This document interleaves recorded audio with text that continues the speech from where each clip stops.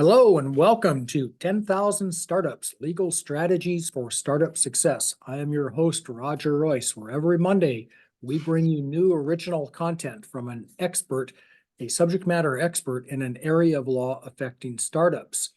And this week we are going to talk with Ian Peck about bankruptcy. It's probably not the happiest topic, but it's one that every once in a while a startup has to think about. And for the most part, I think it's just really good to understand, that there is a process out there, what it is, what the break glass solution is, and how it works. So Ian works with complex Chapter 11 bankruptcy cases, out-of-court workouts, distressed mergers and acquisitions across a wide range of industries.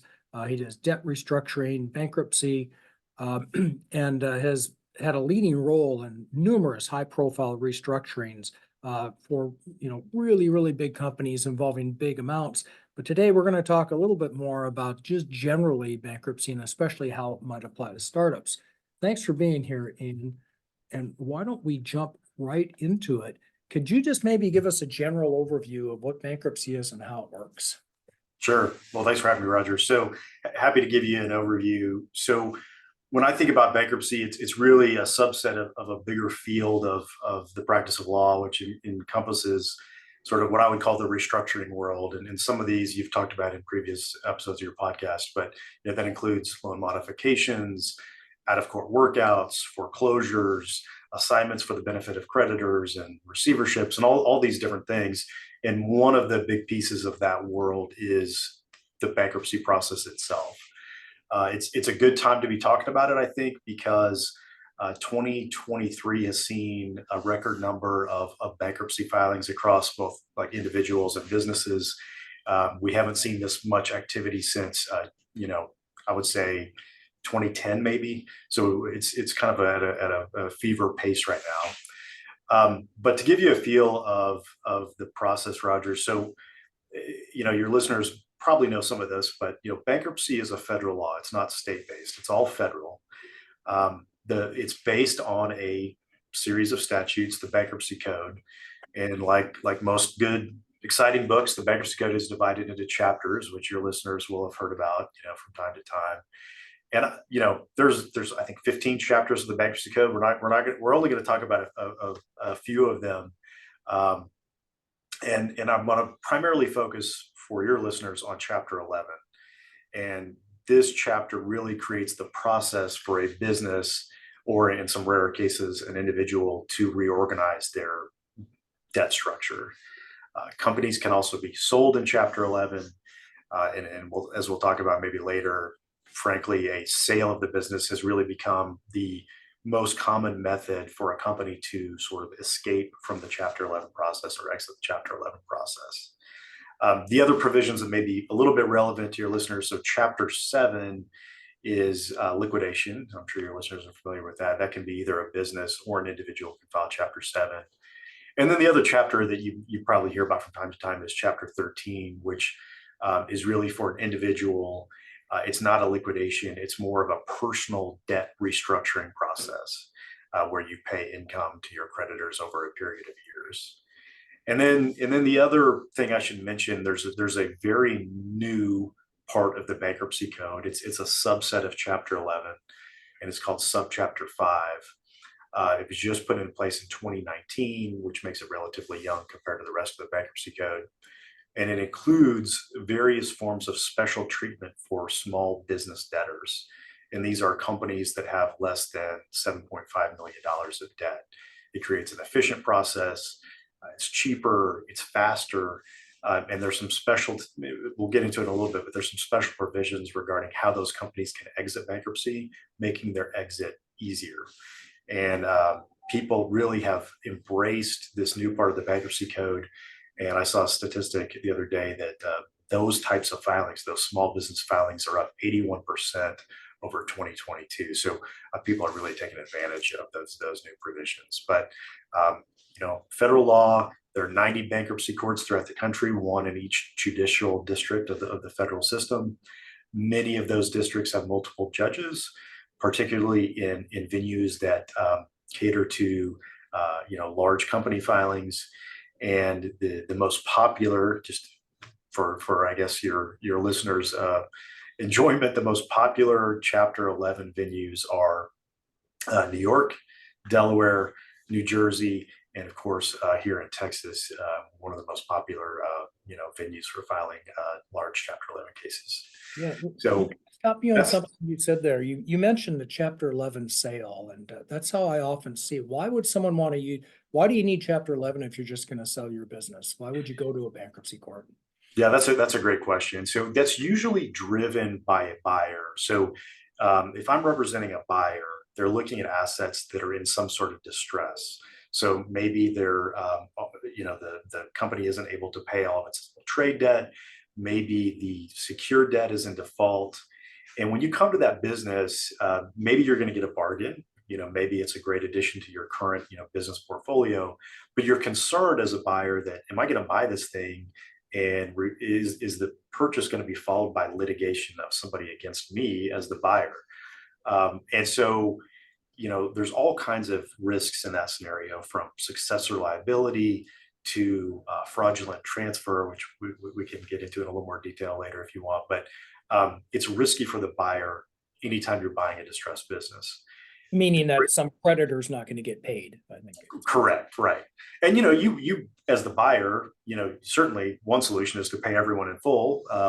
But if it's a distressed acquisition, you may not be willing to do that. And so when you leave creditors unpaid, sometimes bad things happen. So a lot of times buyers really are not interested in taking on that risk.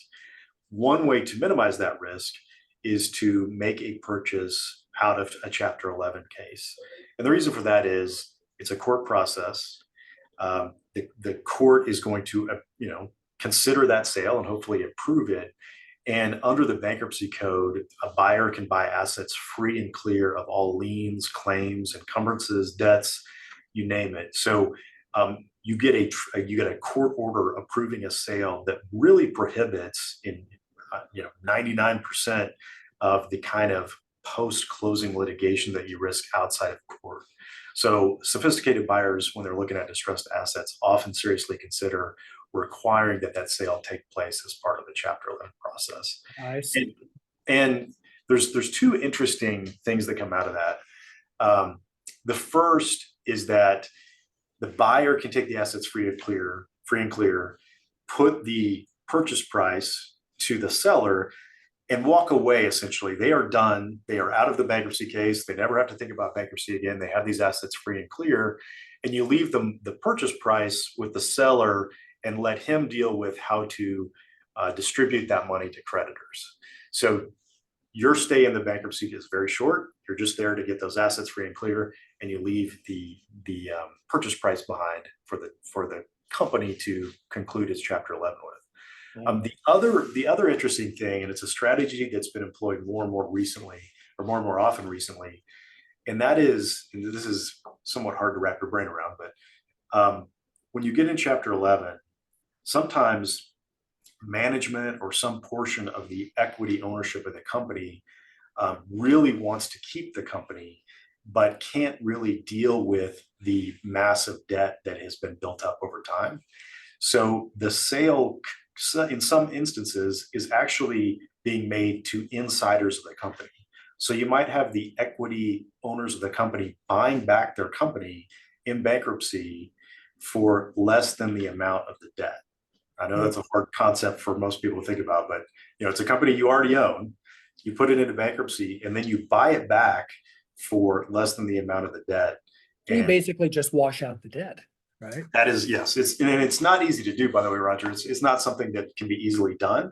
But if you go into the bankruptcy court, you run a full marketing process for that property to make sure that, or those assets, to make sure that the court understands that the purchase price you're paying is fair, given the value of the assets.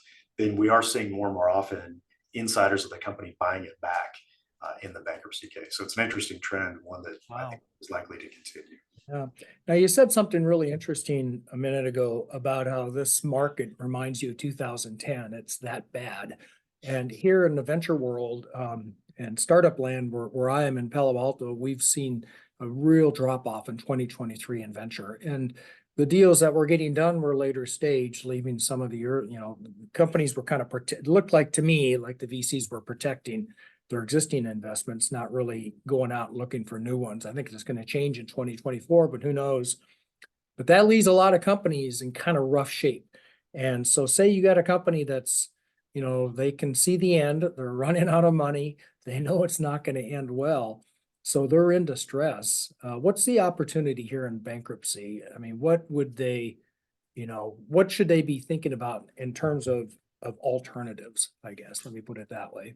Sure, great question. So bankruptcy has some unique optionality that it provides to a company in distress. And I can't go through the litany because it's really kind of surprising how many tools are available. But let me cover some of the more important sort of strategies and rights afforded by the bankruptcy code. The first one, and this one is one that a lot of people aren't familiar with, but when you file a Chapter 11 case, so again, Chapter 11 is the code section that covers reorganization.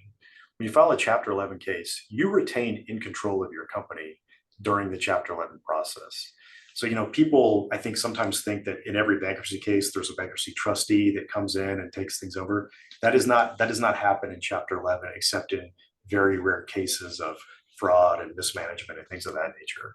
So if you're the CEO of the company the day before you file Chapter 11, you're the CEO of the company the day after you file Chapter 11, and you continue to steer that ship through the process. And that really reflects a policy underlying the bankruptcy code, or at least underlying Chapter 11, which is the people that are best able to run a distressed company are the people that have been running it all along. The fact that it's in distress is not necessarily their fault, but certainly they know more about the business than some random trustee that you'd appoint sort of out of thin air. So the first key point is that management retains control during Chapter 11, the Chapter 11 case, just as they did before the filing. The second, probably most immediate benefit of a Chapter 11 filing for a distressed company is this concept in bankruptcy called the automatic stay. And what that is, Roger, is immediately upon the filing of a bankruptcy case, all collection efforts of any sort have to immediately stop. It's effectively a statute-ordered injunction. So any litigation pending against the company that files has to stop immediately. Discovery generally has to stop. Any kind of foreclosure has to stop immediately. Anyone that's in the process or about to try to terminate a contract has to, stop doing that. And by the way, I'll just point out for any corporate lawyers that maybe your listeners, I know probably for your entire career, you've been putting this provision in your contracts that say, hey, if you file bankruptcy counterparty, that's a default of this contract. I'm not discouraging people from putting that in their contracts, but what most people don't know is that that's completely ineffective to use against a party that actually files bankruptcy. So this automatic stay creates this breathing spell. So can we stop on that for a second? Yeah. So that means that, say we've got a contract that says, I'm going to provide, debtor company is going to provide services, or better yet, there's the recipient of services. And the contract says, but we're, and the service provider has a provision that says quite reasonably, we're not going to continue to work for you if you go bankrupt because you might not be able to pay us. You're saying that provision could be set aside in bankruptcy. The court could say that's not a good enough reason to terminate the contract. That's correct. Yeah. Wow. It's surprising, but most people don't know that. Now, in that scenario, the solvent counterparty is not without rights. In a Chapter 11 case, the company is required to pay its post-filing obligations. Mm-hmm. So there should be little risk of non-payment on a go-forward post-filing basis, but you can't use the bankruptcy filing itself as a basis to terminate the contract. By the way, Roger, an important strategy point is if you want to enforce that right, you need to do it before the company files bankruptcy, which obviously you don't know when that's going to happen. But if you it makes a world of difference. If you terminate the contract the day before the filing, it's valid. If you try to terminate it the day after the filing, the court will say, no, you can't do that. Yeah. And I understand that there's a big difference between the receivables, the amounts that the debtor owes before and after the bankruptcy. even immediately before and a long time before. Can you talk a little bit about the concept of preferences? Sure. So this is another concept that to somebody that doesn't practice this weirdly specific area of law, it just kind of blows their mind. But there's this concept, as Roger mentioned, of preferences, and that is, I'll try to think of a good hypothetical here. If you have been owed money by a company, you've been hounding them to pay you, and you finally, through whatever means, convince them to pay you off, and it's some debt that you've been owed for years. They pay you off on Monday, and they file bankruptcy, on Tuesday. There's a decent chance under this body of law that's in the bankruptcy code and in other areas of law, the company, the very company that you paid on Monday, could come back to you and say, hey, you received a preference. We prefer you over other creditors. And using these statutes, convince the bankruptcy court to require you to give the money back. And the reason I say it's mind-boggling or mind-blowing is that creditor did nothing wrong. They just got paid an amount that they were legally owed. But the problem is, when you pay a creditor shortly before the bankruptcy filing, Congress has decided, why do some creditors get paid at the last minute and others don't? What we need to do is create a little more fairness. And if somebody got preferred, they ought to have to give the money back, and it should be distributed equally among all similarly situated creditors. Yeah, and a trustee will actually go out and sue a company. That's correct. Yeah. Well, and it always happen in Delaware, which is really inconvenient if we're sitting down here in California. Can you tell me why that is? Why do all these preference claims always say you got to come to Delaware to defend? Well, Delaware is probably, depending on, current trends, either the second or third most popular bankruptcy venue. So there are just a lot of bankruptcy cases that are filed there. Oh. And it's just, everyone has a different view of this depending on, what kind of clients you represent in this process. Some people would say this is just kind of a shakedown by, a bankruptcy trustee. Other people think it's a valid way of redistributing a company's assets. But it is very painful, and I can't tell you how many times I've had to explain to a client who's new to this that despite the fact they did everything right and got repaid for something they were owed, they're going to have to give the money back. Now, there are defenses to preferences. I'm simplifying a little bit. There are ways to fight, and they are often settled. They're very rarely litigated to full conclusion. The time period that's sort of at issue is really for most, in most situations, 90 days before the bankruptcy case. And again, there's all kinds of defenses. So we could probably spend an hour talking about just preferences, but it is an interesting part of bankruptcy jurisprudence. The other thing that you kind of mentioned is what's interesting about bankruptcy is all the debts that were incurred prior to the filing are treated through the bankruptcy process. They may be paid in full, they may be paid 10 cents on the dollar, they may not be paid at all, but that is the sort of body of debt that a bankruptcy court is going to address. In a Chapter 11 case where the company continues operating, every debt that is incurred from the day of bankruptcy filing forward, that's a completely different animal. The bankruptcy court is not there to give the debtor relief from those debts. So if you engage in any kind of activity on day one of the bankruptcy case, whether it's using employees, using an outside service, you are obligated to pay for that, and the bankruptcy court is not going to let you off the hook for that. So that's why a lot of times our clients that are on the creditor side say, hey, should I continue to do business with this company that just filed? And the answer is, well, they may not pay you if you provided services yesterday, but going forward from today on, they have to pay you. They're obligated to pay you. So it's a different world. The petition date cutoff, everything that happened before is treated one way. Everything that happens after is treated in the ordinary course of business, and it should be paid. Yeah, and of course, the other issue that's probably worth mentioning to the company that's considering this is that the bankruptcy, if you bankrupt the company, that might get the company off the hook for those pre-petition debts. But oftentimes there's personal liability. There's a guarantee, maybe it's an employment claim, maybe it's a tax claim, stuff like that the founders have personal liability for. And unless they're in the bankruptcy, of course, that doesn't affect them at all, right? That's exactly right. And so that's another important point, I think, for your listeners, Roger, is that the bankruptcy protects the company or the individual that filed, and really, in most cases, that's it. So if the CEO if a company files bankruptcy and the company's CEO has personally guaranteed a debt, you know, I fully expect the creditor to go after that CEO unless and until the CEO decides to file personal bankruptcy. And so going back to, what we were kind of joking about before, corporate lawyers put these provision in contracts that say, hey, a bankruptcy filing is a default. That kind of provision is not enforceable against the company in bankruptcy, as we discussed, but that kind of provision could become meaningful if there's a personal guarantee or another party on the hook, because the CEO can't rely on the company's filing for relief from that kind of contractual default.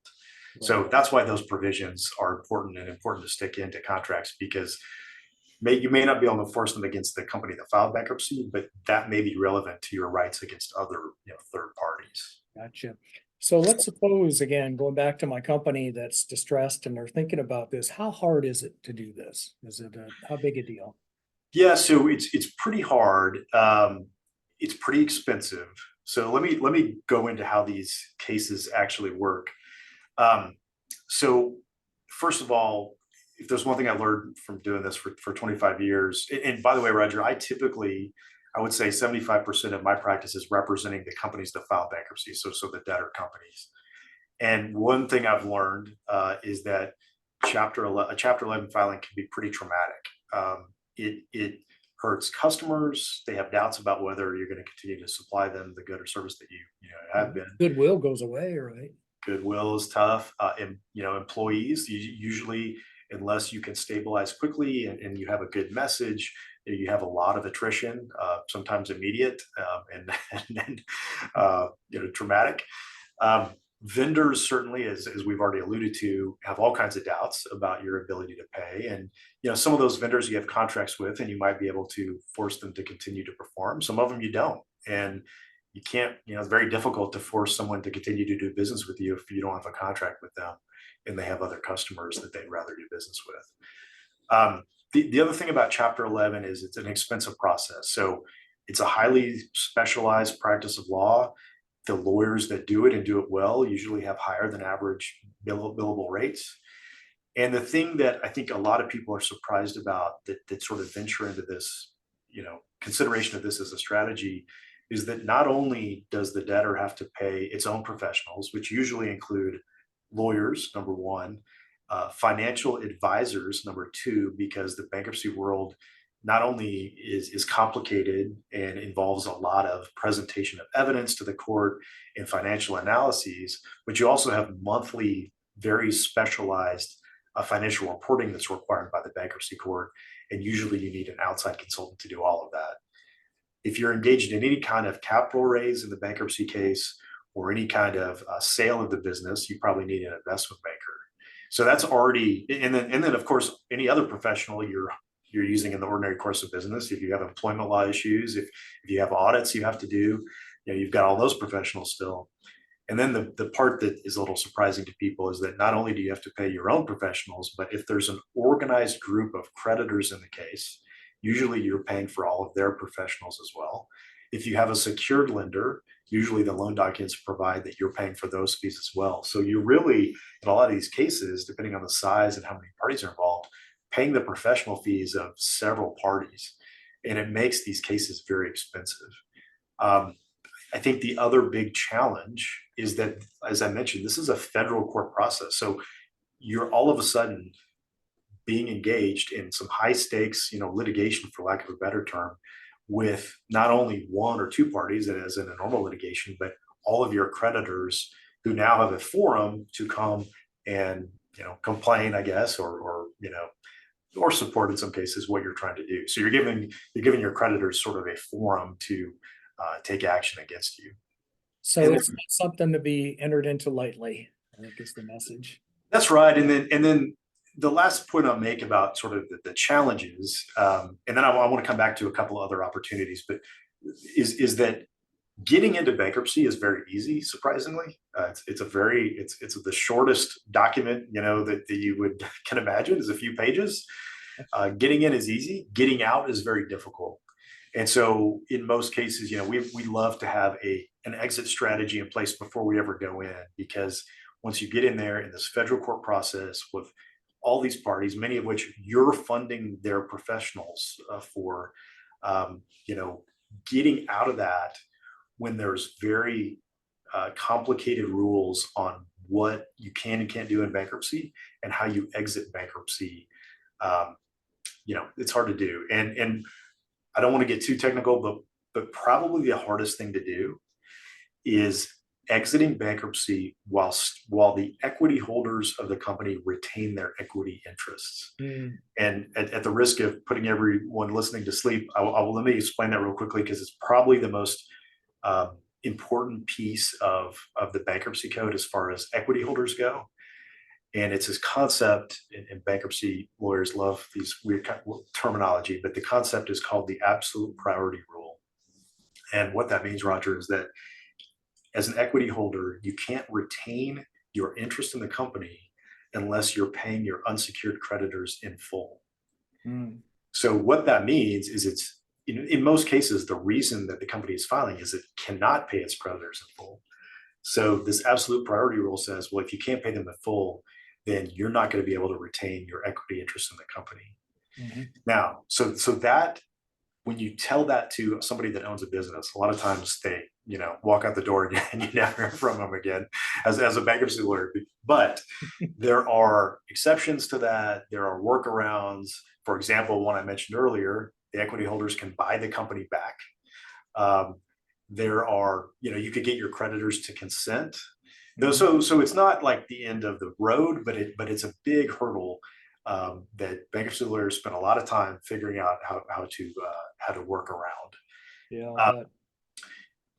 And by the way, I mentioned that there's a new part of the bankruptcy code governing small businesses, and it's called, I can't remember if I mentioned this, but it's called subchapter 5 of chapter 11. And subchapter 5, one of the reasons it's become very attractive for small businesses is that this absolute priority rule does not apply to these small business cases.